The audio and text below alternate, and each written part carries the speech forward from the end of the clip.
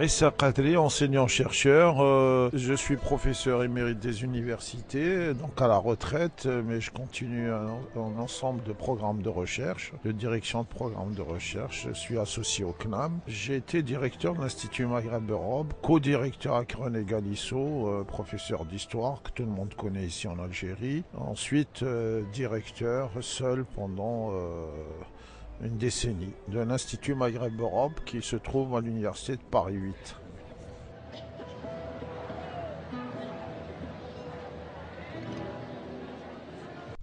moi la voix. Non, c'est moi la voix. Non, c'est moi la voix. Nous sommes la voix. Nous sommes tous la voix des sans-voix. Vous avez adressé une communication qui portait sur les nouvelles migrations à travers le monde, notamment en Algérie. Quel est l'état des lieux que vous pouvez adresser sur l'ampleur qu'a pris le phénomène migration? J'ai essayé de situer ça dans une perspective historique. On ne peut pas comprendre ce qui se passe aujourd'hui si on ne revient pas à l'histoire. Et j'ai essayé de périodiser. En fait, on peut dire qu'à partir des années 90, moi je le situe à peu près au moment de la chute du mur de Berlin, des recompositions géopolitiques à l'échelle du monde. Donc on a se développe, mais c'est pas à partir de l'événement fondateur qui était la chute du mur de Berlin, mais un peu en transition, commencent à se développer des nouvelles migrations qui n'ont rien à voir avec les anciennes migrations. Les anciennes migrations sont celles qui se font, qui se situent dans le moment colonial, c'est-à-dire que ce sont des paysans qui deviennent des ouvriers, des paysans ouvriers qui se déplacent pour des causes, j'allais dire, essentiellement, voire strictement économiques, des paysans dépossédés qui n'ont plus aucun avenir dans le pays et qui donc arrivent comme main-d'œuvre disons, du capitalisme au centre à partir de la colonie. Et à partir des années 90, c'est la fin de ces migrations de travail, puisque pour la France et même pour l'Algérie, il y a un arrêt de l'immigration en 76, et que comment ne fonctionne plus que le regroupement familial et la migration d'études. À partir des années 80-90, se développent des nouvelles migrations qui concernent de nouvelles catégories. Ce sont d'abord les diplômés, voire des étudiants qui sortent des universités massifiées, puisque dans les pays du Sud s'est développée une forte scolarisation post-indépendance. Ensuite, c'est les femmes. Aujourd'hui, plus d'un migrant sur deux est une femme. Même on pourrait dire que c'est autour de 51-52% des migrants qui sont des migrantes. C'est des femmes qui s'émancipent du cadre de l'État-nation, qui s'émancipent de la famille, qui s'émancipent de la tradition, qui cherche un avenir. Cependant, effectivement, cette émancipation, elle se fait pas simplement comme on le croit, d'une manière positive. Elle peut donner lieu à des formes de relégation, des formes de, disons, d'exploitation. Elle peut s'inscrire dans des réseaux mafieux, etc., d'exploitation sexuelle. Plus que les femmes, il y a aussi les mineurs migrants non accompagnés. De plus en plus aujourd'hui, des jeunes enfants, des mineurs émigrent, soit seuls, soit effectivement en famille. Et on l'a vu dans les migrations de réfugiés venant de Syrie, mais c'est surtout du Maghreb et de l'Afrique, des jeunes mineurs qui partent seuls, ce qui quand même interpelle à la fois les sociétés et les États des Suds, puisqu'ils sont atteints au cœur de ce qui est leur valeur, c'est-à-dire que les enfants partent, et même des fois les enfants sont eux-mêmes instrumentalisés. Vous avez en plus, alors ce qui se développe depuis, disons, ces transformations de rapports de force à l'échelle du monde, des réfugiés de type de réfugiés de guerre, hein, puisqu'il y a des guerres ici ou là, notamment au Proche-Orient, en Afrique. Donc on a des réfugiés de guerre, et puis il y a les réfugiés politiques, ceux qui fuient les systèmes autoritaires, et enfin une nouvelle catégorie que sont les réfugiés climatiques, puisqu'ils procèdent aussi de déplacement. J'ai essayé donc dans cette analyse d'essayer de déconstruire les notions de migrants, de migration, de réfugiés, de circulation, de mobilité, de déplacement, parce que chaque mot veut dire un sens très précis et ils sont employés un peu n'importe comment, à la fois dans l'espace médiatique et du point de vue du sens commun. Et ça prête à des amalgames. Donc voilà, c'est cette historicité que j'ai essayé de restituer pour montrer quels sont les enjeux actuels de ce point de vue-là. Alors les pays d'émigration deviennent des pays d'immigration, les pays d'immigration deviennent des pays de transit, ça circule dans tous les sens, les réseaux se recomposent. En fait, dans cet espace-temps que je qualifie comme celui de la mondialisation, de la globalisation libérale, la circulation des capitaux, la circulation des flux d'informations et d'idées très fluide, mais la circulation des hommes contrainte, sinon bloquée ici ou là, par des politiques de containment très dures à l'égard des hommes, dont on dit qu'ils sont des flux, etc. On donne des statistiques, en réalité c'est des hommes de chair et de sang qui cherchent à trouver un avenir et qui cherchent à se réaliser en tant qu'individus. Vous soulevez un point très important qui est quand on parle justement des discours officiels, discours sécuritaires justement qui visent le dénigrement de ces migrants en quête justement de liberté, en quête un avenir décent, meilleur. Et vous dites que ce discours renforce davantage la rhétorique du nombre. Est-ce que cela occulte et cache la réalité des choses? Oui, tout à fait. Dans cet espace-temps, disons, ce qu'on peut apercevoir du point de vue des logiques et du point de vue de développement des pratiques et des stratégies, c'est qu'on a de plus en plus une espèce d'individualisation des actions et des pratiques, puisque les migrants, on les appelle, ils sont devenus des acteurs, hein, c'est-à-dire c'est des stratèges qui ont des calculs co-bénéfices, des individus avant tout, même s'ils le font souvent avec des familles et souvent dans le cadre de la famille, de la communauté, et encore, puisque pour les Harraga, souvent les familles ne le savent pas, c'est des individus qui veulent se réaliser en tant que tels. Votre question renvoie effectivement au fait que cette libéralisation, en réalité, elle contraint les individus, disons, à ne pas circuler. Et alors que, par ailleurs, son fondement, c'est effectivement la circulation. Donc il y a une contradiction par là. Et de ce point de vue-là, les États, les politiques dans les États développent des discours sécuritaires ou construisent des discours sécuritaires qui correspondent pas, à mon avis, aux réalités.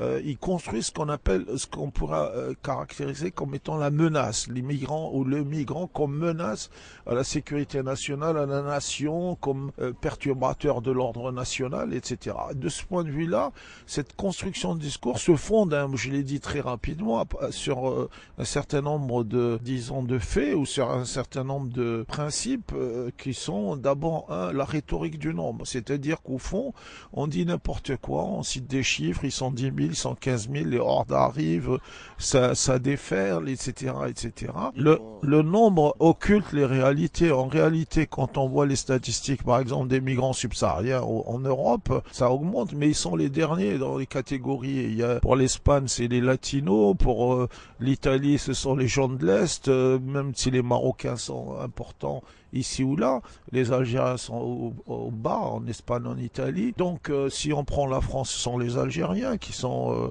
puisque ça se fait dans le cadre traditionnel des rapports France-Algérie, Algérie-France, et vous avez au bas de l'échelle les subsahariens. En fait, cette histoire de hordes, de vagues, etc., c'est vrai qu'il y a des migrations, des migrants qui arrivent, mais à mon avis, elle est surévaluée pour construire la menace. En réalité, on sait bien que les migrations intra-africaines sont les plus nombreuses. Il y a plus de 85 voire 90% des migrations qui sont en Afrique, à l'échelle africaine, entre les pays. De la même façon, sur la question des réfugiés, ce sont les pays voisins qui reçoivent le plus de réfugiés. Le Liban reçoit plus de 2 millions de réfugiés, la Jordanie, la Turquie, les pays d'Afrique, c'est les pays voisins qui reçoivent les migrants, la Tunisie pour la Libye, etc. Et donc l'Europe, de manière générale, disons, elle représente une faible partie de l'accueil des migrants, même des migrants de réfugiés de guerre.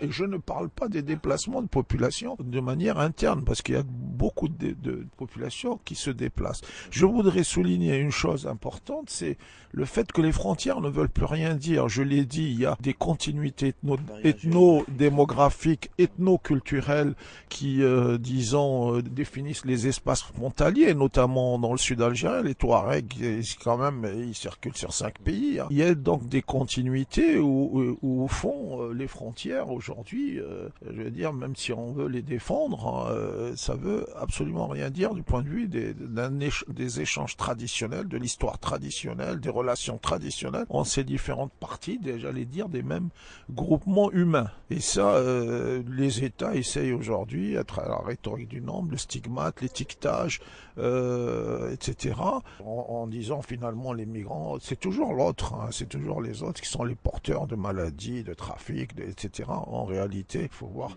il faut pas être naïf, c'est vrai qu'il y a de ce point de vue-là des réseaux mafieux qui profitent de ça, mais en réalité, les gens ont envie de se réaliser, de se sauver et de trouver un avenir. C'est plutôt ça le plus important. Et les États devraient prendre ça en charge, c'est-à-dire de réfléchir à comment construire les choses, comment construire l'avenir, comment développer la coopération régionale, internationale pour donner une chance à ces jeunes. C'est plutôt des catégories de jeunes. Je disais tout à l'heure qu'on n'a plus affaire aux paysans analphabètes, etc. On a affaire à des gens qui sont les produits d'université, qui ont une relative compétence, qui ont des capitaux culturels et qui, dans une conception, disons, intégrée de l'économie monde, peuvent trouver ici des places. D'ailleurs, ça se fait. Hein. Il y a un jeu de chaises musicales, ce que j'ai appelé des jeux de chaises musicales, de déplacement, de compétences. Les Africains, les Kenyans vont en Afrique du Sud, l'Afrique du Sud vont en Australie, les Australiens, etc., les Algériens vont en France, au Canada, et ça circule dans les pays du Golfe. Et certains Algériens se retournent par des multinationales en France vers les pays du Golfe ou vers les pays d'Africains en travaillant. Donc les choses se font, hein, ils se font de manière extrêmement par le bas, j'allais dire par le bas. Voilà, et ça, les États n'en prennent pas compte. Si, d'une certaine façon, ils le savent, mais ils font comme si ils occultent ça. Ils vont vers ce qui est le plus apparent, c'est ce qu'ils développent d'ailleurs pour répondre à des réactions populistes de leur société. En fait, par exemple, si on prend la France a besoin de main-d'œuvre. D'ailleurs, certains parlent de quotas d'immigrants pour les prochaines années. Besoin de main-d'œuvre dans un certain nombre de secteurs qui ne sont pas occupés aujourd'hui par les nationaux ou par d'autres, hein, mais donc ils en ont besoin. Et d'ailleurs, ils régularisent un certain nombre sans le dire. Et on est dans des hypocrisies d'État, comme en Algérie aussi. Hein. En Algérie, c'est vrai qu'il y a le chômage, c'est vrai qu'il y a, mais il y a un certain nombre d'activités qui ne sont pas occupées par les nationaux. Hein. Des activités extrêmement spécialisées, par exemple dans le bâtiment, les Marocains occupent des places par rapport à produire une architecture de type traditionnel, oriental, etc., le plâtre, le bois, etc., que l'artisanat algérien ne prend pas en charge. La question des migrants, elle est quasi inexistante dans les discours politiques des pays, notamment l'Algérie. Et cela, selon vous, vous dites, participe davantage à l'aggravation de leur situation. L'Algérie est un pays d'émigration qui est devenu un pays d'immigration, même s'il reste aussi un pays d'émigration. Hein, donc, qui combine les deux. Ce que j'ai dit, c'est que par rapport à l'immigration algérienne elle-même, l'État algérien, effectivement, est dans l'ambivalence de discours. C'est-à-dire qu'au fond, et même dans l'ambiguïté, même, j'allais dire, en contradiction. D'une part, par moment, il valorise cette immigration en disant, ils sont nés chez nous, ils réussissent, etc., etc. Et d'autre part, il met des freins à leur participation à l'économie nationale, au développement national. D'ailleurs, dans la dernière constitution, il y a un article qui, disons, limite l'accès ces diasporas, entre guillemets, algériennes, à des fonctions d'autorité, hein, ou des fonctions importantes. Donc, il y a, d'une certaine façon, il y a la volonté, effectivement, de les associer, mais ça reste du discours. Hein. En réalité, après, il n'y a rien qui est fait et il y a du dénigrement, il y a du stigmate, il y a de l'étiquetage, il y a une espèce de, j'allais dire, de crainte ou d'inquiétude vis-à-vis de la diaspora, parce que on le sait, c'est ce que j'ai essayé de montrer, c'est que les diasporas ou l'émigration montrent une autre voie d'émancipation que celle par l'État-nation, une voie d'émancipation par l'étranger ou par l'extérieur. Et ça perturbe l'ordre national et ça remet en cause, parce que il y a une centralité de l'État en Algérie, tout le monde attend tout de l'État, est fasciné par l'État, c'est l'État qui place et qui classe, et du coup, les gens sont en attente d'État, enfin on demande d'État. Or, quand ils sont à l'étranger, se réalisent autrement que par l'État. Et ça devient quelque chose vraiment de transgressif. Et du coup, l'Algérie, État autoritaire, hein, il faut le dire, qui a d'une certaine façon contrôlé son immigration jusque dans les années 80. Après 88, octobre 88, il a perdu ce contrôle, notamment avec la dissolution de l'amicale des Algériens. Et son immigration, d'une certaine façon, il a perdu son contrôle. Parce que c'est une immigration, effectivement, qui s'est bien émancipée, un développement du mouvement associatif algérien très important en France et dans le monde, très dynamique de jeunes où les associations et directions sont mixées entre jeunes et vieux, enfin nouveaux primo-arrivants et anciens, et les choses se font. Donc l'État algérien aujourd'hui essaie de contrôler cette immigration. D'ailleurs, le dernier voyage de Yahya, de dire il faut construire un lobby algérien, etc. Mais comme c'est une immigration, je vais dire très très consciente, très en avance, hein, de gens surdiplômés, etc. Ils se laissent pas faire, je vais dire, ils ne se laissent pas embrigader. Ils ont envie de contribuer au pays, mais à leur façon, de manière autonome. Et il y a des choses qui peuvent se faire par le bas. Il y a des choses d'ailleurs qui se font par le bas entre associations. Il y a des choses qui se font par le bas. Et donc on est enfin dans une espèce de phase où l'État autoritaire se rétrécit, hein, et ne voit pas ces mouvements et n'essaie pas de les accompagner. Hein, voilà. Par rapport aux migrants subsahariens, il y a un discours vraiment qui est xénophobe, j'allais dire un discours d'État.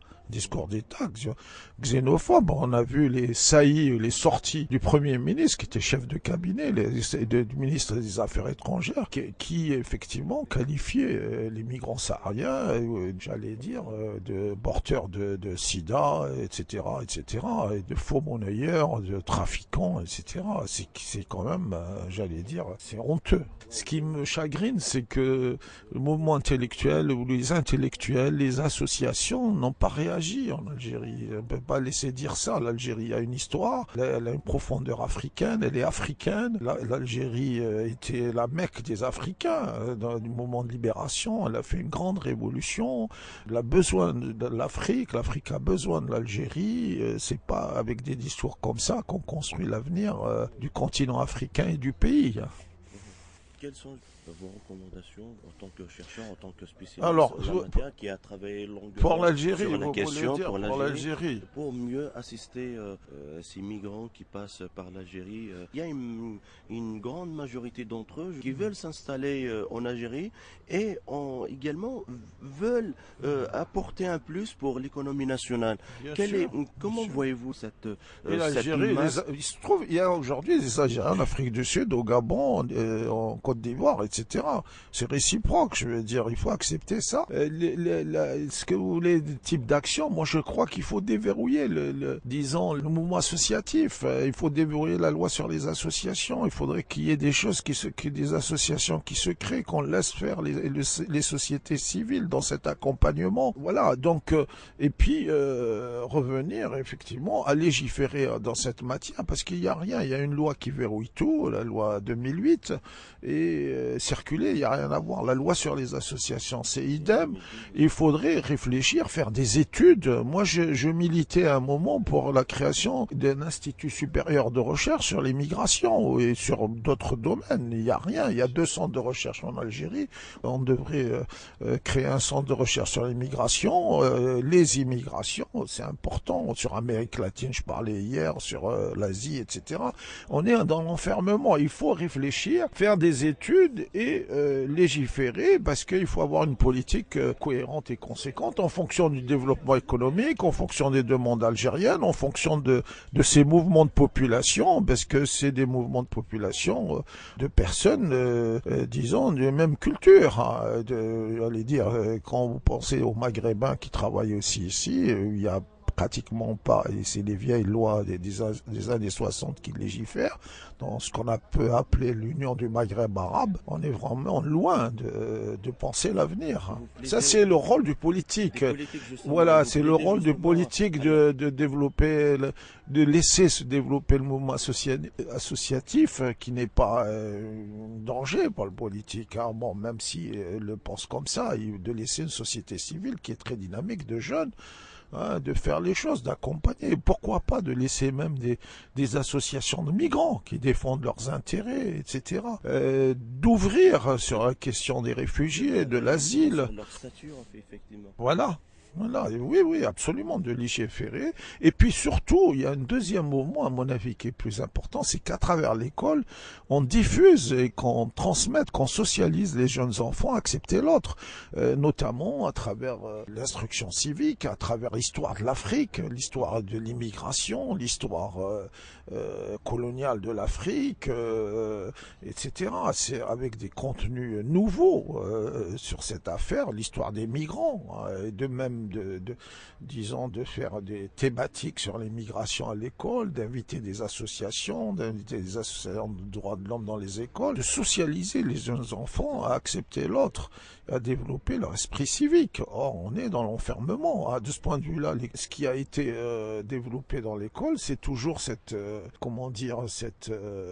cette idéologie, entre guillemets, de l'unitarisme. Un peuple, une religion, une langue, un parti, même si aujourd'hui il y a des sous-partis, j'allais dire. Voilà. Donc, il faudrait quand même que le pluralisme entre dans les mœurs et que les gens puissent, disons, porter leur solidarité aux plus faibles. Les mineurs, les migrants, les femmes, etc. C'est un peu ça une société, ce qui fait lien dans une société. Merci monsieur d'avoir accordé cette interview pour la radio des Sans-Voix. Merci. C'est moi qui vous remercie et bon travail les jeunes.